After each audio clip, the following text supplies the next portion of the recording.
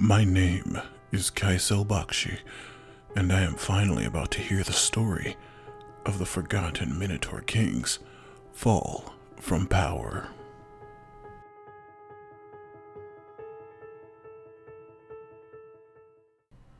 The day began as any other recent day of his reign, with Crunturg atop his throne, wondering what more he could do for the Minotaur people, when a number of human knights arrived, and behind them towered a large and powerful tiger Rakshasi, nearly Crunturg's height, and wearing a golden red Sherwani robe.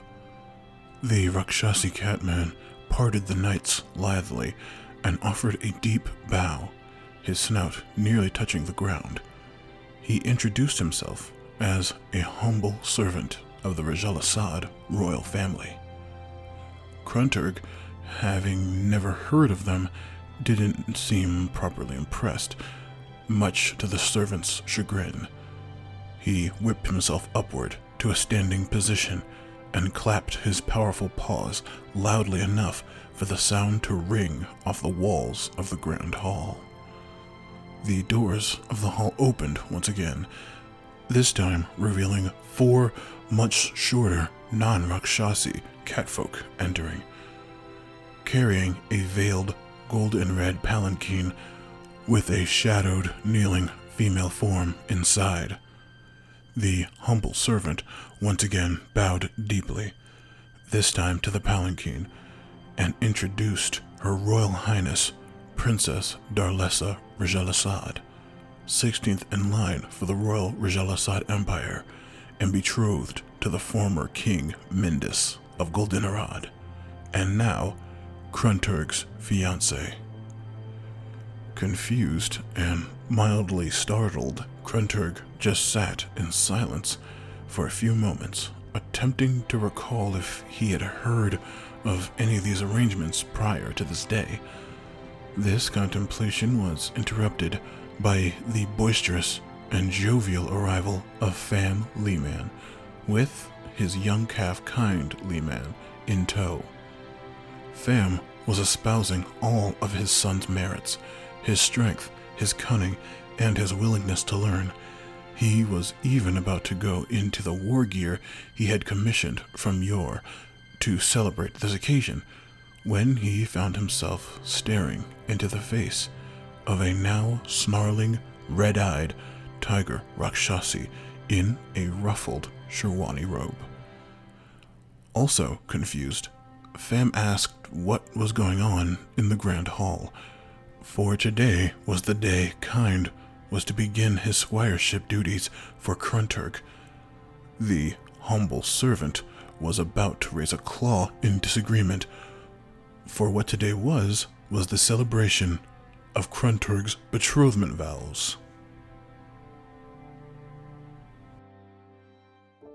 Before Crunturg could quell the two arguing, or ask why the princess had still not left the palanquin, the all too frequent sound of the grand hall's doors opening filled the air once again. A lesser-known Minotaur, but still valued member of his kingdom, stumbled in before Crunturg, Fam, and the humble servant. His clothes were tattered, his left horn was broken, and he could barely get a word out. Crunturg shoved the two arguing parties apart and went to tend to this other Minotaur. All he could blurt out was, "It's the Man-Reaper." He and a band of thugs were ransacking the town and murdering townsfolk, human and Minotaur alike.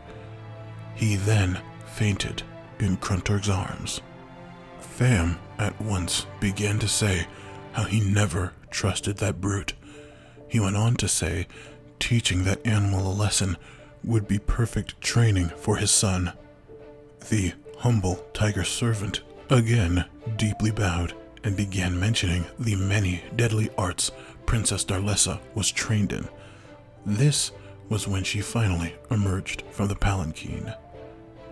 A thin and statuesque, leopard-skinned Rakshasi rose to full height as she stepped outside of the veil.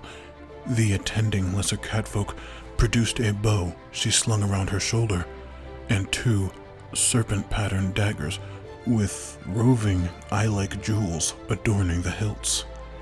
As she approached Crunturg, she never broke eye contact and spoke to him in a language native to the Rakshasi homeworld.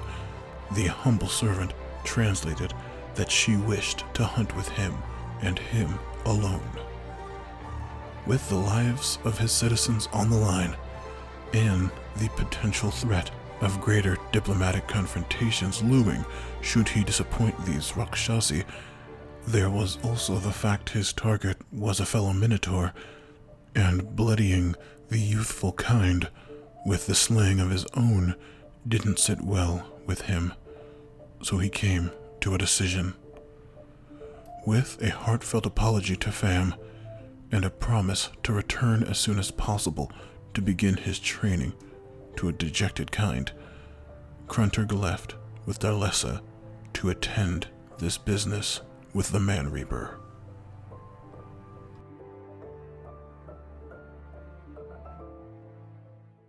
This was when Kind once again took a break from telling his tale. He stood from the public house's bed he had been sitting against and stretched his legs. He made his way to the window and peered outside longingly. I used this opportunity to gather Tristafe, Ahani, and my own breakfast dishes and take them to the housekeeper for cleaning, leaving my companions in the room. As I walked into the house's lobby, I could see the elderly human owner not too far from our door. The thought of his possible eavesdropping only concerned me a little. I didn't believe he had heard anything too damning, aside from Kind's abrupt outburst at my mentioning of infiltrating the Mindus castle.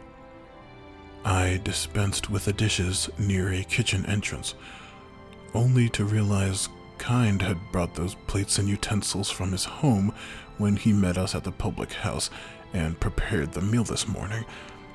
As I turned to retrieve them, I found myself nearly headbutting a lanky figure exiting an adjacent washroom. A rusty brass hook at the end of a half-rotted wooden stump hooked my robes just under the neck. Hey man, watch it. The looming, green-skinned figure then tossed me aside and into a small table, toppling it and myself to the floor in a loud clatter. Staring down at me was a vaguely familiar, pock-faced adolescent orc. The very one Myrink dismembered with her gun at the beginning of my adventure. Speaking of Myrink, her, Kind, and even the innkeeper stumbled into the main area of the building. The young orc's face changed from a disinterested glare to the new observers, then a shocked grimace upon seeing a particularly white-furred mouseling, to a rictus grin of anger as he unsheathed a very jagged and nasty-looking hooked sword from his waist, one that nearly matched his new prosthetic arm in terms of rustiness and ill treatment.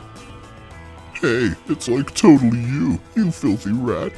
I'll get you for taking my arm.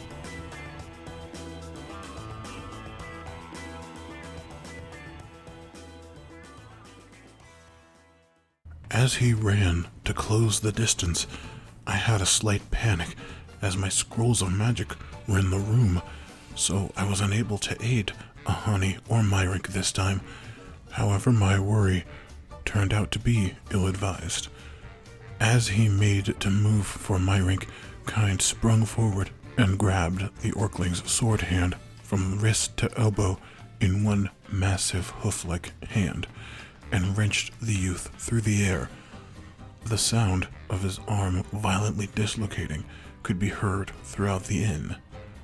After the toss left the orc flat on the ground, groaning, and slightly waving his head side to side, Myrink walked over and aimed a single pistol to his forehead. I shut my eyes so I wouldn't witness the coming gore. Nah, I don't want no bloodshed in my town. I'll deal with him. Let's just get this guy out of here. Kyne's words sat in the air for a few seconds. Then Myrink spun the gun around and held it by the barrel. Then she smashed the lavish wood and metal butt of the pistol into the orc's nose, visibly smashing it until it was nearly concaved. Come on, Kycell. You and Ahani clean this place up and meet us outside of town. She gave me a knowing look as to where exactly to meet her and Kind. I understood. However, as she hoisted the considerably larger than herself orc's legs over her shoulders and began dragging him to the door, Kind waved her down, having just finished telling the innkeeper to remember he didn't see anything besides a young orc assaulting the mayor and a guest, and her defending herself. Actually, you and your half-dwarf friend can handle moving him. I need to talk to Mr. Bakshi here for a little bit. Vaguely annoyed, she roughly dropped the orc's feet and retreated back to the room to tell Ahani the deal. Once they both exited, fully dressed for the day, they covered the orc in a bedsheet that made the unconscious body look more like a swaddled drunk.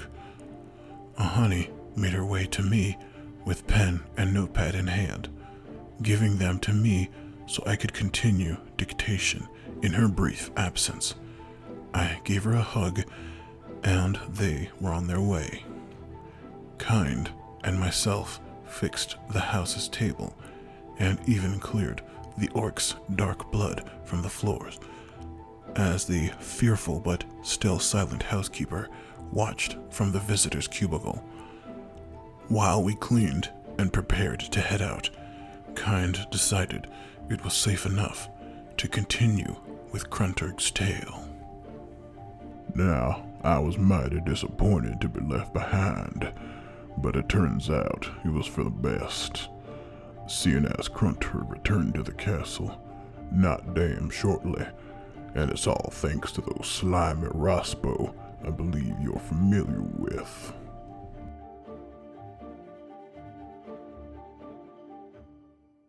Crunturg geared up with Yor and prepared for the journey into town to handle the Man Reaper.